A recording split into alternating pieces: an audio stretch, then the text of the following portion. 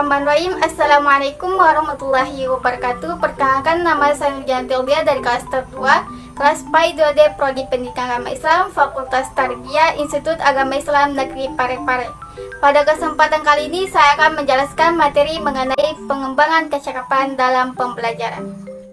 Baiklah, langsung saja. Adapun pengertian dari pengembangan kecakapan pembelajaran. Pengembangan adalah suatu usaha yang dilakukan untuk meningkatkan kemampuan teknis, teoritis, konseptual, dan moral agar terarah dan bertanggung jawab untuk menuju arah yang lebih tinggi dan lebih baik. Sedangkan pengembangan pembelajaran adalah usaha meningkatkan kualitas proses pembelajaran baik secara materi maupun metode dan substitusinya. Secara materi artinya dari aspek bahan hajar yang disesuaikan dengan perkembangan pengetahuan, sedangkan secara metodologis dan substansinya berkaitan dengan pengembangan strategi pembelajaran, baik secara teoritis maupun praktis. Adapun yang dimaksud dengan kecakapan ialah kemampuan, kesanggupan, kepandaian atau kemahiran dalam mengerjakan sesuatu. Kecakapan dalam mengajar atau presentasi adalah keterampilan yang dimiliki dengan mensinergiskan fungsi panca indera dan otak kiri sebagai bagian dari kecakapan akademis. Jadi, dapat disimpulkan bahwa pengembangan kecakapan siswa merupakan suatu proses upaya menumbuhkan, membimbing, dan mengembangkan kemampuan, kepandaian, atau kemampuan siswa dalam mengerjakan sesuatu. Di mana dalam hal ini kecakapan yang dimaksud ialah kecakapan kognitif, afektif, dan psikomotorik. Selanjutnya, strategi pengembangan kecakapan. Secara fitrah, dimensi manusia adalah jasad, akal, dan ruh. Ketiga dimensi ini harus dijaga secara seimbang. Jika terpelihara fisiknya saja, sedangkan akal dan ruh tidak dipelihara, maka manusia seperti itu hanya kuat fisik atau jasmanianya saja. Sedangkan hatinya kering dan gersang, dan akalnya tidak berkembang sebagaimana harusnya manusia yang memiliki kelebihan potensi akal. Begitu juga orang yang diasah otaknya saja, sementara fisik dan rohaninya tidak diperhatikan, maka manusia itu ibarat orang yang pintar dengan teori-teori ilmu pengetahuan, tapi jasad sakit tak terawat dan jiwa dan rohaninya tidak tentram. Adapun fase dalam kegiatan pembelajaran, diantaranya yaitu yang pertama, fase motivasi, di mana dalam hal ini memberikan kesadaran kepada siswa tentang tujuan yang harus dicapai, sehingga siswa bersedia untuk melibatkan diri dalam suatu kegiatan. Sebab akan memberikan motivasi bagi siswa untuk berusaha memeras otaknya sendiri. Apabila kadar motivasinya lemah, maka siswa cenderung membiarkan permasalahan yang diajukan tanpa ada usaha untuk menyelesaikannya. Jadi, peran guru adalah memberikan motivasi belajar bagi siswa dan mengingatkan akan tujuan yang harus dicapai. Adapun yang kedua, fase menaruh perhatian. Siswa memperhatikan unsur-unsur yang relevan untuk membentuk pola-pola perseptual tertentu dengan memperhatikan hal-hal yang akan dipelajari sehingga konsentrasi terjamin. Adapun yang ketiga, fase pengelolaan. Siswa dapat memahami informasi yang didapat dalam jangka pendek dan mengolah informasi tersebut untuk diambil manfaatnya.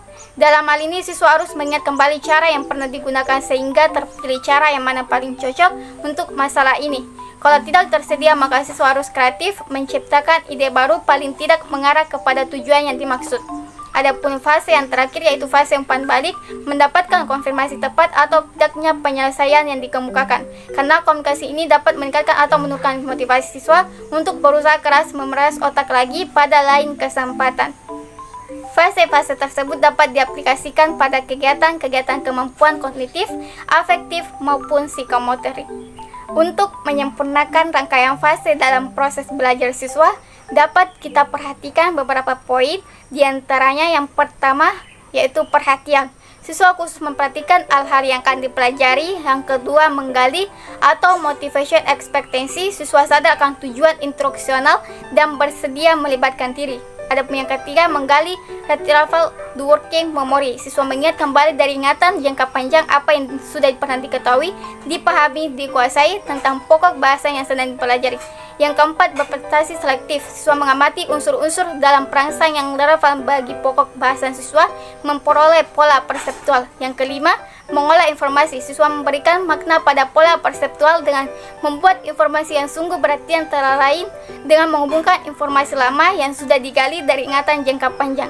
Yang keenam, menggali informasi. Siswa membuktikan melalui suatu prestasi kepada guru dan diri sendiri bahwa pokok bahasan telah dikuasai dengan memberikan indikasi bahwa tujuan instruksional khusus pada dasarnya telah tercapai. Yang ketujuh, mendapatkan umpan balik. Siswa mendapat penguatan dari guru kalau prestasinya tepat dan mendapatkan koreksi kalau prestasinya salah. Dan yang terakhir, memantapkan hasil belajar. Siswa mengerjakan berbagai tugas untuk mengakarkan hasil belajar. Siswa mengulang-ulang kembali. Rangkaian fase ini mencerminkan rangkaian kejadian yang dialami oleh siswa yang sedang belajar. Gurulah yang harus menciptakan dan mengatur kondisi eksternal itu supaya siswa yang belajar mendapatkan dukungan dari lingkungan. Adapun tujuan dari pengembangan kecakapan pembelajaran. Esensi dari kecakapan siswa adalah untuk meningkatkan relevansi pendidikan dengan nilai-nilai kehidupan nyata, baik preservatif maupun progresif. Beberapa tujuan dari pengembangan kecakapan siswa diantaranya yaitu yang pertama, kecakapan personal yang diperoleh siswa dapat menumbuhkan motivasi, rasa percaya diri, dan kemandirian. Yang kedua, kecakapan akademis yang diperoleh siswa dapat membantu siswa dalam memecahkan masalah yang dihadapinya dalam pembelajaran matematika. Dan yang ketiga, kecakapan sosial yang diperoleh siswa dapat membantu dalam mengadakan hubungan sosial antara siswa terhadap tugas yang diberikan kepada siswa. Dan yang terakhir, kecakapan vokasional yang diperoleh penting bagi siswa dalam memiliki pengetahuan sikap dan keterampilan dalam proses belajar. Pengembangan kecakapan siswa tidak akan lepas dari peran guru sebagai pelaksana kurikulum, fasilitator, dan motivator bagi siswa melalui kegiatan belajar mengajar di sekolah, sehingga siswa memiliki bekal kompetensi untuk bekerja dan bermasyarakat dalam mengarungi kehidupan. Demikian itulah tadi penjelasan mengenai pengertian, strategi, dan tujuan dari pengembangan kecakapan pembelajaran. Lebih dan kurangnya mohon dimaafkan. Wabillahi taufik wal hidayah. Wassalamualaikum warahmatullahi wabarakatuh.